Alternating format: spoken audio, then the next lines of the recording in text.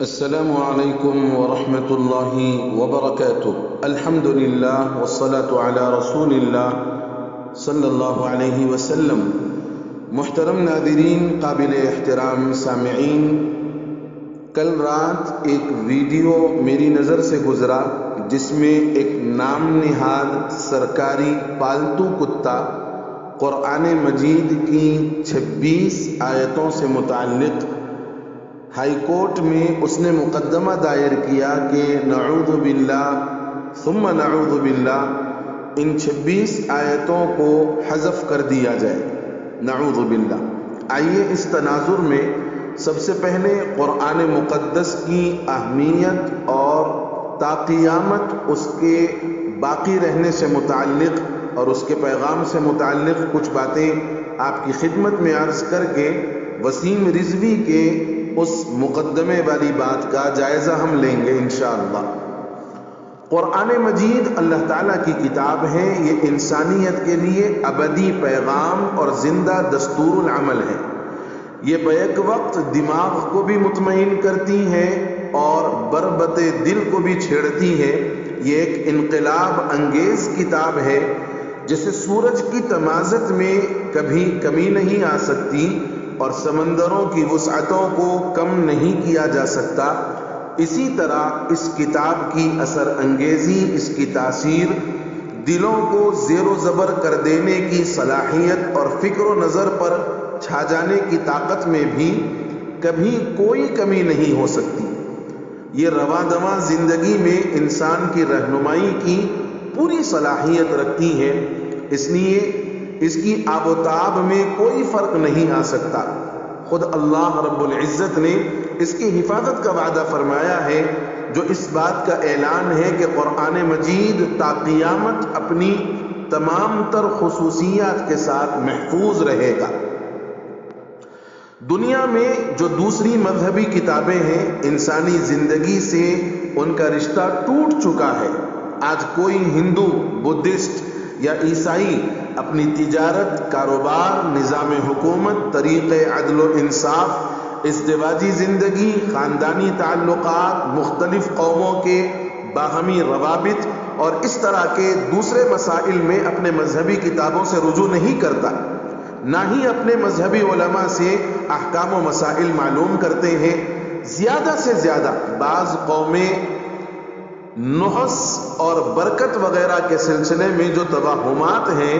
ان کے لیے مذہبی شخصیتوں سے رجوع ہوتے ہیں اور کچھ عبادتی رسوم کو اپنی عبادت گاہوں میں انجام دے لیتے ہیں۔ عام لوگ ان کتابوں کو نہ پڑھتے ہیں نہ سمجھتے ہیں۔ سمجھا جاتا ہے کہ کچھ مخصوص لوگ ہی ان کو پڑھنے اور سمجھنے کے اہل ہیں، اس لیے ان قوموں کی زندگی میں مذہب کا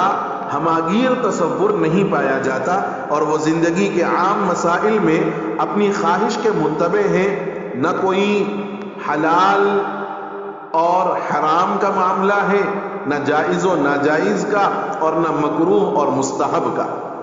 لیکن یہ ایک حقیقت ہے کہ امت مسلمہ اپنی بہت سی کمزوریوں اور کوتاہ عملیوں کے باوجود آج بھی اپنے مذہب سے مربوط ہے۔ خود ہمارے ملک ہندوستان میں 20 دارالافتاء ہیں جن کے پاس روزانہ سینکڑوں کی تعداد میں فتاویٰ کی ڈاک آتی ہے اور لوگ زندگی کے نو بنو مسائل کے بارے میں حکم شرعی دریافت کرتے ہیں، کسی جبر اور دباؤ کے بغیر اپنے سینکڑوں نزاعات کو شرعی پنچایت اور دارالقضاء ہی میں لے جاتے ہیں۔ اور مسلمان چاہے زندگی کے کسی بھی شعبے میں اپنی زندگی گزار رہا ہو، اس کی خواہش ہوتی ہے کہ وہ شریعت کے دائرے میں رہتے ہوئے اپنی زندگی گزارے۔ اسی چیز نے الحاد و بددینی کے اس طوفان میں بھی دین سے مربوط رکھا ہے اور وہ اس لادینی ثقافت کے آگے سر تسلیم خم کرنے کو تیار نہیں، جس کے سامنے آج تمام قومیں اپنی شکست تسلیم کر چکی ہیں۔ یہ قرآن مجید کا فیض ہے، یہ وہ چیز ہے جس نے حق اور سچائی کے دشمنوں کو قرآن مجید کے خلاف کھڑا کر دیا ہے۔ لیکن یہ بات کہ قرآن مجید کا کچھ حصہ حذف کر دیا جائے، یہ کوئی نئی بات نہیں ہے۔ یہ مطالبہ تو خود نزول قرآن کے زمانے میں بھی رہا، لیکن جیسے ان معاندین کی خواہش ناکام اور نامراد ہوئی، آج جو لوگ قرآن مجید کے خلاف زبان کھول کر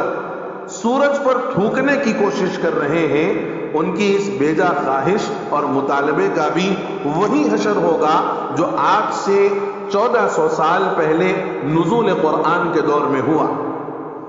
چنانچہ جب یہ خبر میں نے سنی، بڑی حیرت بھی ہوئی اور بڑا افسوس بھی ہوا کہ ایک سرکاری نام نہاد حکومت کا پالتو کتا وسیم رضوی، اس نے سپریم کورٹ میں عرضی داخل کی کہ قرآن کریم کی 26 آیات ایسی ہیں جو آتنک پھیلاتی اور ملک کی سالمیت کے لیے خطرہ ہے، اس لیے انہیں حذف کر دیا جائے اور ان آیات کے پڑھانے پر پابندی عائد کی جائے۔ اور یہ قرآن کریم میں اولین 3 خلفاء کی طرف سے داخل کی گئی ہیں، خدا کی طرف سے نازل کردہ نہیں ہے۔ اس کے ذریعے اس نے خلفائے ثلاثہ پر الزام تراشی کی ہے۔ یہ عربی سیکولرزم کا گن گانے والوں کے چہرے پر زناٹے دار تھپڑ ہے اور ہندوستان کے مسلمانوں کے لیے لمحے فکریہ ہے اور واضح اشارہ ہے کہ اگر ٹھوس اقدامات نہیں کیے گئے تو ہمارا مستقبل اس ملک میں کیسا ہوگا۔ یہ بھی خدا کی طرف سے مسلمانوں کے لیے ایک عبرت ہے کہ ان کی موجودگی میں ان کی آنکھوں کے سامنے قرآن مقدس میں تحریف کی بات کی جا رہی ہے۔ یہ ان کی بدعمالیوں اور دین سے دوری کا نتیجہ ہے اور تبلیغ دین چھوڑ کر صدارت چمکانے اور اپنے حواریوں سے مبارکباد قبول کرنے کا انجام ہے، جو ہم اپنی آنکھوں سے دیکھ رہے ہیں کہ ہمارے اسلام پر نشتر چلائے جا رہے ہیں اور ہم خاموش تماشائی بنے ہوئے ہیں۔ اس لیے میرے بزرگوں ضرورت ہے کہ مسلمان بالخصوص ذمہ دار حضرات یہ مبارکباد قبول کرنے کے بجائے اس طرف توجہ دیں اور اقدامی پوزیشن میں آئیں، اپنا دفاع کرنے کے بجائے ان کی کتابوں سے ان پر حملہ کریں اور انہیں صفائی دینے پر مجبور کریں، اور رضوی جیسے سرکاری نام نہاد پالتو کتوں سے کہیں جو حقیقت میں مسلمان نہیں ہیں کہ اگر یہ خلفائے راشدین کی ترمیم ہے تو اپنے خلفائے ضالین کے ساتھ مل کر ایک ہی آیت پیش کر دیں اور ایسے سرکاری مسلمانوں کے خلاف سخت کارروائی کی جائے تاکہ یہ آگے ایسی جرأت نہ کر سکے۔ اور مسلم تنظیموں کو اسلام کو لے کر اپنا موقف بالکل واضح کر دینا چاہیے کہ کوئی بھی رذیل اگر اسلام میں ذرہ برابر بھی تحریف کی بات کرے تو اسے کیفر کردار تک پہنچانا ہمارا فرض منصبی ہے۔ اس کے لیے ہم ہر طریقہ اپنائیں گے، کیونکہ اس طرح کے بیانات ہماری کمزور پالیسی اور مجرموں کے خلاف نرم رویہ اختیار کرنے کا نتیجہ ہے، ورنہ ان حکومتی ٹٹوؤں کی کیا اوقات ہے کہ یہ قرآن کریم کے خلاف زبان بھی ہلا سکیں۔ اس لیے میری اخیر میں گزارش ہے کہ مسلمان خواہ دین سے کتنا بھی دور سہی مگر وہ آج بھی اسلام کے لیے اپنی جان دینے کے لیے خوشی خوشی تیار ہو سکتا ہے، اپنا تن من دھن سب کچھ قربان کر سکتا ہے، لیکن دین محمدی پر اور شریعت مصطفی پر آنچ آ جائے یہ مسلمان گوارا نہیں کرتا۔ اس لیے وسیم رضوی جیسے ملعونوں کے خلاف ایکشن لیا جائے، اس کے خلاف پولیس میں کمپلینٹ کی جائے اور مذہبی اعتبار سے جو مسلمانوں کو تکلیف پہنچائی گئی ہے اس تکلیف سے متعلق اس کی قلعی کھولی جائے اور اس کے متعلق احتجاج کیا جائے اور اس کو مجبور کیا جائے کہ وہ اس طرح کی حرکت پر پورے مسلمانوں سے معافی مانگے۔ اللہ کرے کہ یہ بات ہماری ان ایوانوں تک پہنچ جائے جن ایوانوں میں بیٹھ کر یہ اسلام دشمن اور اسلام کے